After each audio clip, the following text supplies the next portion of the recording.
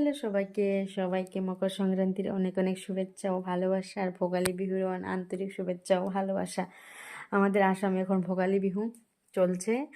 আমাদের এই পুষ সংক্রান্তিকে ভোগালী বিহু সেলিব্রেট করা হয় আসামে। কালকে উরুকা গেছে, আজকে সংক্রান্তি।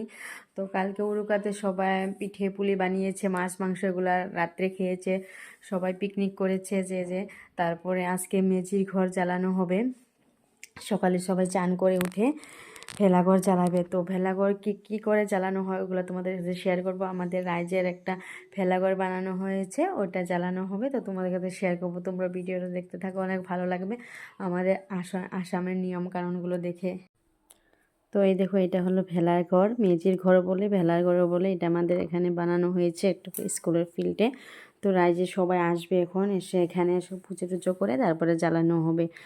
উরুকার আগেই বানানো হয়। তো উরুকার পরের দিন সংক্রান্তির দিন সকালে সবাই এসে ঠাকুর কাছে প্রার্থনা করে তারপরে পিঠে পুলি লাড়ু যা বানানো হয়েছে এগুলো নিয়ে এসে সবাই তারপরে এখানে পুজো করে এটা জ্বালানো হয়। আমাদের এখানে আসামে 1 মাস পর্যন্ত এই বিহুটা সেলিব্রেট করা হয়। সবাই ঘরে ঘরে যে আমরা পিঠা পুলি লাড়ু যা বানানো হয় এগুলো খাওয়া হয়।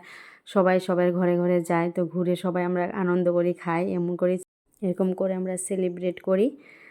তো এই বিহুতে শুধু খাওয়া দাওয়াই হয়, খাওয়া মাছ মাংস লাড়ু পিঠা এগুলোই খাওয়ানো হয়। তো কেমন লাগলো ভিডিওটা অবশ্যই জানা। তারপরে মেজি জ্বালানো, এটাও তোমাদের সাথে শেয়ার করব।